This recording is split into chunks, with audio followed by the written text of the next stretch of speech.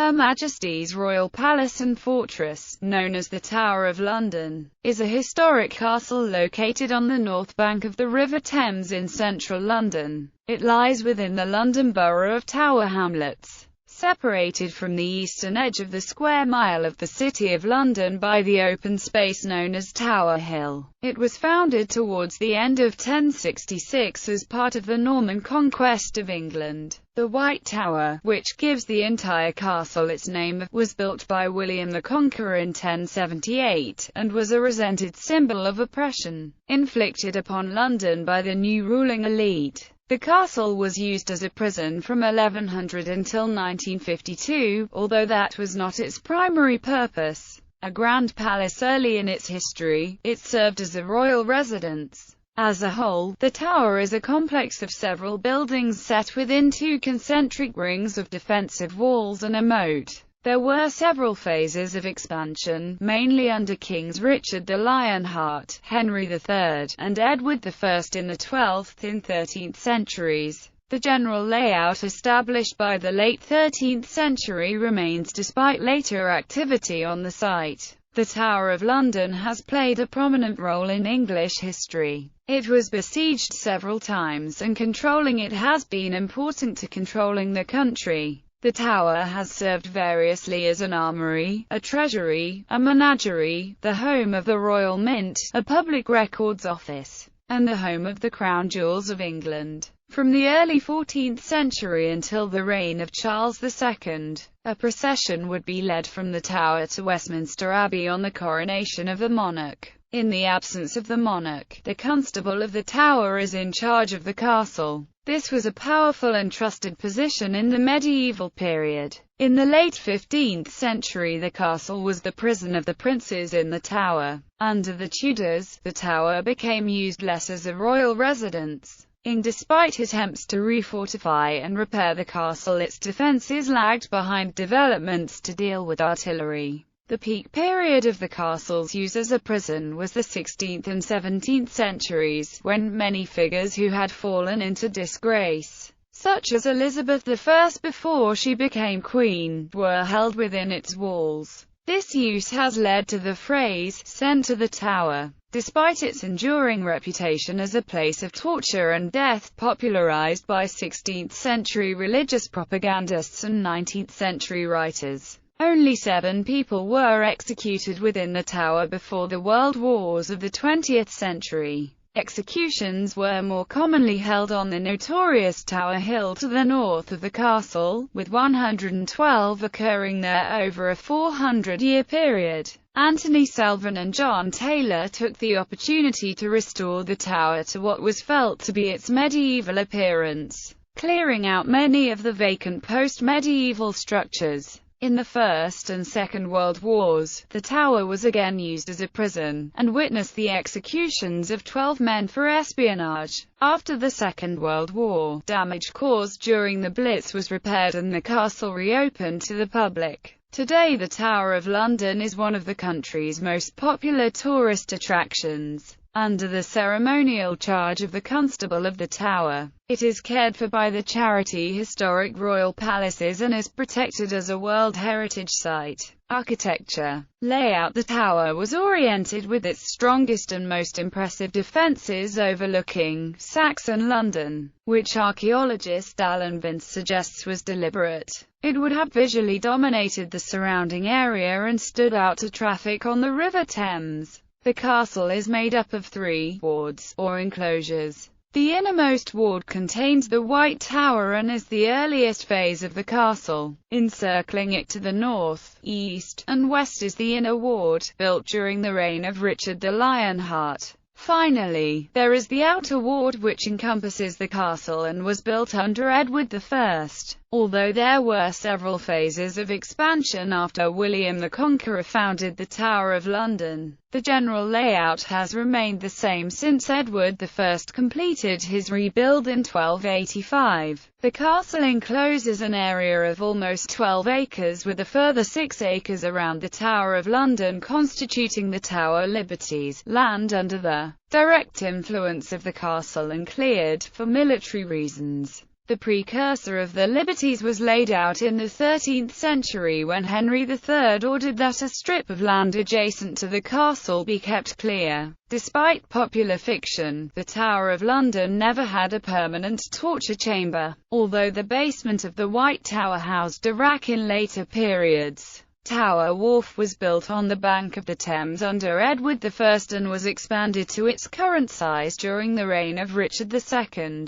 White Tower. The White Tower is a keep, which was often the strongest structure in a medieval castle, and contained lodgings suitable for the lord, in this case the king or his representative. According to military historian Alan Brown, the Great Tower, White Tower, was also, by virtue of its strength, majesty and lordly accommodation, the donjon par excellence. As one of the largest keeps in the Christian world, the White Tower has been described as the most complete 11th-century palace in Europe. The White Tower, not including its projecting corner towers, measures 36 by 32 meters at the base, and is 27 meters high at the southern battlements. The structure was originally 3 stories high, comprising a basement floor, an entrance level, and an upper floor. The entrance, as is usual in Norman keeps, was above ground, in this case on the south face, and accessed via a wooden staircase which could be removed in the event of an attack. It was probably during Henry II's reign that a forebuilding was added to the south side of the tower to provide extra defences to the entrance, but it has not survived. Each floor was divided into 3 chambers, the largest in the west, a smaller room in the northeast, and the chapel taking up the entrance and upper floors of the southeast. At the western corners of the building are square towers, while to the northeast a round tower houses a spiral staircase. At the southeast corner there is a larger semicircular projection which accommodates the apse of the chapel. As the building was intended to be a comfortable residence as well as a stronghold, latrines were built into the walls, and 4 fireplaces provided warmth. The main building material is Kentish rag stone, although some local mudstone was also used. Cornstone was imported from northern France to provide details in the tower's facing, although little of the original material survives as it was replaced with Portland stone in the 17th and 18th centuries. As most of the tower's windows were enlarged in the 18th century, only 2 original, albeit restored, examples remain. In the south wall at the gallery level, the tower was terraced into the side of a mound, so the northern side of the basement is partially below ground level. As was typical of most keeps, the bottom floor was an undercroft used for storage. One of the rooms contained a well, although the layout has remained the same since the tower's construction. The interior of the basement dates mostly from the 18th century, where the floor was lowered and the pre-existing timber vaults were replaced with brick counterparts. The basement is lit through small slits. The entrance floor was probably intended for the use of the Constable of the Tower, Lieutenant of the Tower of London and other important officials. The south entrance was blocked during the 17th century, and not reopened until 1973. Those heading to the upper floor had to pass through a smaller chamber to the east, also connected to the entrance floor. The crypt of St. John's Chapel occupied the southeast corner and was accessible only from the eastern chamber. There is a recess in the north wall of the crypt, according to Geoffrey Parnell, keeper of the Tower History at the Royal Armouries. The upper floor contained a grand hall in the west and residential chamber in the east, both originally open to the roof and surrounded by a gallery built into the wall, and St. John's Chapel in the southeast. The top floor was added in the 15th century, along with the present roof. St. John's Chapel was not part of the White Tower's original design, as the apsidal projection was built after the basement walls. Due to changes in function and design since the tower's construction, except for the chapel, little is left of the original interior. The chapel's current bare and unadorned appearance is reminiscent of how it would have been in the Norman period. In the 13th century, during Henry III's reign, the chapel was decorated with such ornamentation as a gold-painted cross and stained glass windows that depicted the Virgin Mary and Holy Trinity. Innermost Ward. The innermost ward encloses an area immediately south of the White Tower, stretching to what was once the edge of the River Thames. As was the case at other castles, such as the 11th century Hendoman,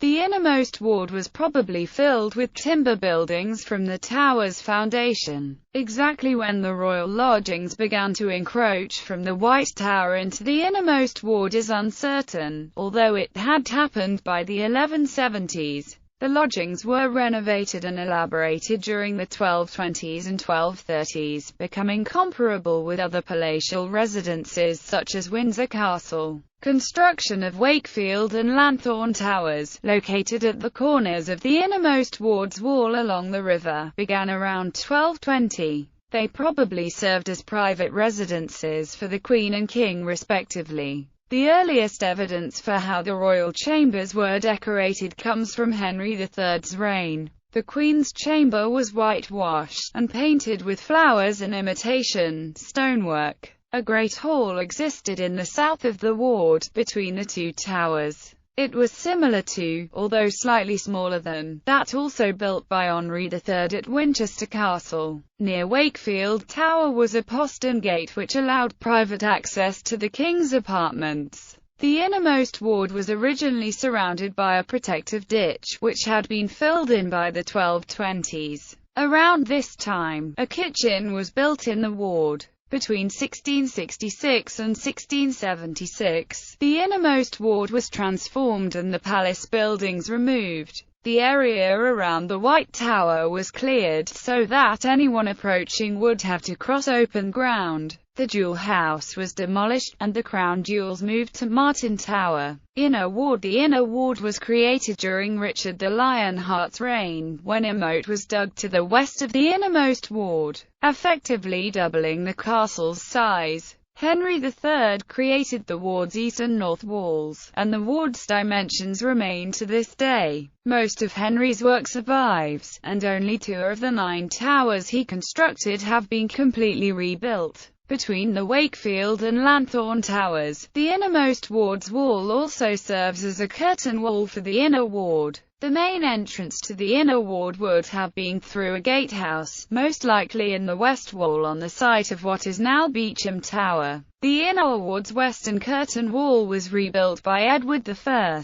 The 13th century Beauchamp Tower marks the first large-scale use of brick as a building material in Britain. Since the 5th century departure of the Romans, the Beauchamp Tower is one of 13 towers that stud the curtain wall. Anti-clockwise from the southwest corner they are Bell, Beauchamp, Devereux, Flint, Bowyer, Brick, Martin, Constable, Broad Arrow, Salt, Lanthorn, Wakefield, and the Bloody Tower. While these towers provided positions from which flanking fire could be deployed against a potential enemy, they also contained accommodation. As its name suggests, Bell Tower housed a belfry, its purpose to raise the alarm in the event of an attack. The royal bowmaker, responsible for making longbows, crossbows, catapults, and other siege and hand weapons, had a workshop in the Bowyer Tower. A turret at the top of Lanthorn Tower was used as a beacon by traffic approaching the tower at night. As a result of Henry's expansion, St. Peter ad Vincula, a Norman chapel which had previously stood outside the tower, was incorporated into the castle. Henry decorated the chapel by adding glazed windows and stalls for himself and his queen. It was rebuilt by Edward I at a cost of over £300 and again by Henry VIII in 1519. The current building dates from this period, although the chapel was refurbished in the 19th century. Immediately west of Wakefield Tower, the Bloody Tower was built at the same time as the inner ward's curtain wall, and as a watergate provided access to the castle from the River Thames. It was a simple structure, protected by a portcullis and gate. The Bloody Tower acquired its name in the 16th century, as it was believed to be the site of the murder of the princes in the tower. Between 1339 and 1341, a gatehouse was built into the curtain wall between Bell and Salt Towers. During the Tudor period, a range of buildings for the storage of munitions was built along the inside of the north inner ward. The castle buildings were remodeled during the Stuart period, mostly under the auspices of the Office of Ordnance. In 1663 just over £4,000 was spent building a new storehouse in the inner ward. Construction of the Grand Storehouse north of the White Tower began in 1688. On the same site as the dilapidated Tudor range of storehouses, it was destroyed by fire in 1841. The Waterloo Barracks were built on the site, and remain to this day, housing the crown jewels. Outer walled a third ward was created during Edward I's extension to the tower, as the narrow enclosure completely surrounded the castle. At the same time, a bastion known as Legge's Mount was built at the castle's northwest corner. Brass Mount, the bastion in the northeast corner, was a later addition. The three rectangular towers along the east wall 15 meters apart were dismantled in 1843. Although the bastions have often been ascribed to the Tudor period, there is no evidence to support this. Archaeological investigations suggest that Legge's Mount dates from the reign of Edward I. Blocked battlements in the south side of Legge's Mount are the only surviving medieval battlements at the Tower of London. A new 50-metre moat was dug beyond the castle's new limits. It was originally 4.5 metres deeper in the middle than it is today, with the addition of a new curtain wall. The old main entrance to the Tower of London was obscured and made redundant. A new entrance was created in the southwest corner of the external wall circuit. The complex consisted of an inner and an outer gatehouse and a barbican, which became known as the Lion Tower as it was associated with the animals as part of the royal menagerie since at least the 1330s. The Lion Tower itself no longer survives. Edward extended the south side of the Tower of London onto land that had previously been submerged by the River Thames. In this wall, he built St. Thomas Tower between 1275 and 1279, later known as Traitor's Gate. It replaced the Bloody Tower as the castle's Watergate. The building is unique in England, and the closest parallel is the now demolished Watergate at the Louvre in Paris. The dock was covered with arrow slits in case of an attack on the castle from the river. There was also a portcullis at the entrance to control who entered. There were luxurious lodgings on the first floor. Edward also moved the Royal Mint into the tower. Its exact location early on is unknown, although it was probably in either the Outer Ward or the Lion Tower. By 1560, the Mint was located in a building in the Outer Ward near Salt Tower. Between 1348 and 1355, a second Watergate, Cradle Tower, was added east of St. Thomas Tower for the king's private use.